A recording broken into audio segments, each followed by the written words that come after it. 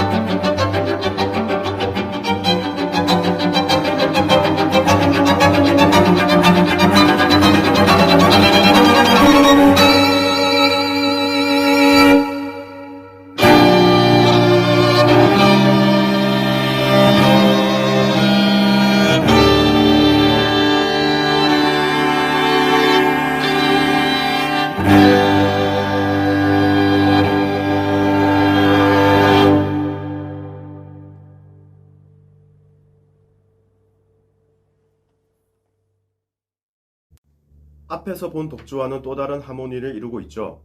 다음은 숫자 3입니다. 3명이 연주하는 형태를 트리오라고 부릅니다. 악기 구성에 따라 트리오 앞에 어떤 이름들이 붙여지는데요. 예를 들면 피아노 트리오. 피아노 트리오는 피아노가 꼭 들어가겠죠. 피아노, 바이올린, 첼로, 즉 피아노와 고음악기, 저음악기 구성되어 있는 것을 말해요. 그럼 현악 트리오도 있겠죠. 바이올린, 비올라, 첼로 등으로 구성되어 있어요. 고음, 중음, 저음으로 연주가 되겠죠. 숫자가 점점 커지는데요. 숫자 4로 한번 가볼까요? 4명에서 연주하는 형태를 콰르텟이라고 부릅니다. 콰르텟도 트리오처럼 앞에 무슨 악기가 붙는지에 따라 악기 구성이 바뀝니다. 콰르텟 앞에 피아노를 붙이면 피아노 콰르텟이 되겠죠. 피아노 콰르텟이니 꼭 피아노는 있어야겠죠. 쉽게 얘기하자면 피아노 플러스 현악 트리오면 피아노 콰르텟이 되는 겁니다. 이해하셨나요? 그렇다면 콰르텟 앞에 현악이란 말이 들어가면 현악 콰르텟이 되는 겁니다. 현악 콰르텟은 현악기로만 구성된 현악 4중주라는 말이잖아요. 보통의 현악 콰르텟은 제1 바이올린, 제2 바이올린, 비올라, 첼로를 뜻합니다. 다음 목관 콰르텟은 어떻게 구성될까요? 목관 악기, 플룻, 오보, 클라리넷, 바순으로 구성이 됩니다. 자, 그렇다면 현악 콰르텟 연주를 한번 볼까요?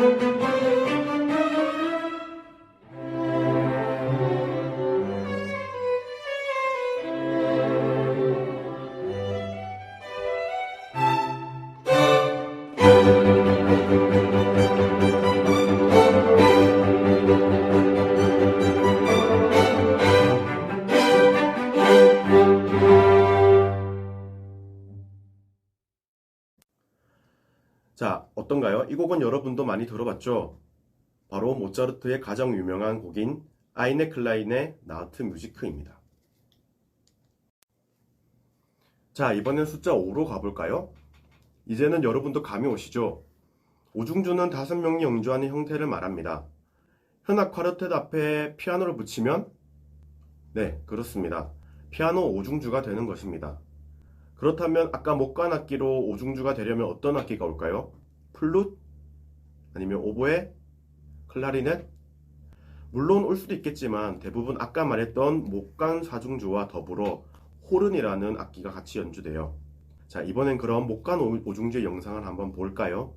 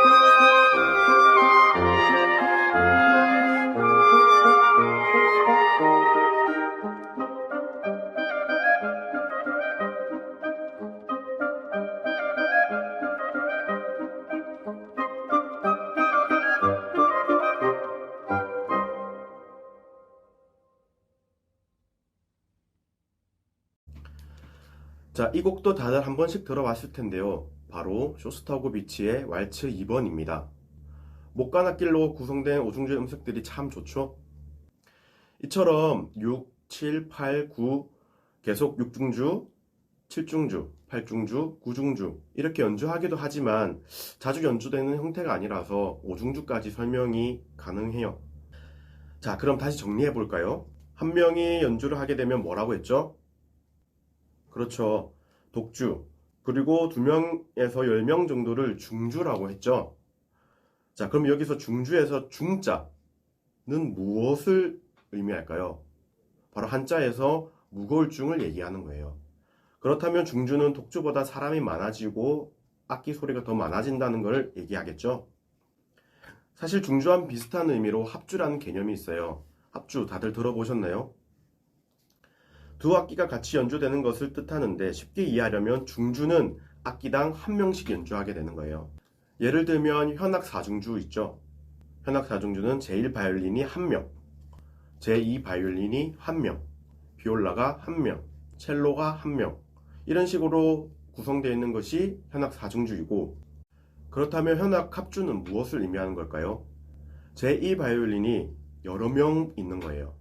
그리고 제2바이올린이 여러 명 있고 또 비올라도 여러 명, 첼로도 여러 명, 또 콘트라베이스까지 있는 형태가 될 수도 있겠죠. 자, 이런 것을 현악 합주라고 해요. 마찬가지로 관악기도 한 명에 대한 한 파트씩 있으면 관악 5중주, 목관 5중주, 금관 5중주 이렇게 얘기를 할 수가 있고 많은 사람들이 한 파트를 보고 같이 연주를 한다면 네, 관악 합주가 되겠죠. 그렇다면 현악 합주와 관악 합주 합치게 되면 뭐라고 부를까요? 네, 맞습니다. 관현악이라고 말합니다. 영어로는 오케스트라. 자, 이처럼 악기의 구성에 대해서 많은 형태가 있어요. 물론 제가 설명한 것이 절대적인 것은 아니에요. 예외적인 구성도 있긴 하지만 대부분 설명한 것과 비슷하니 꼭 이해하고 기억하시길 바랍니다.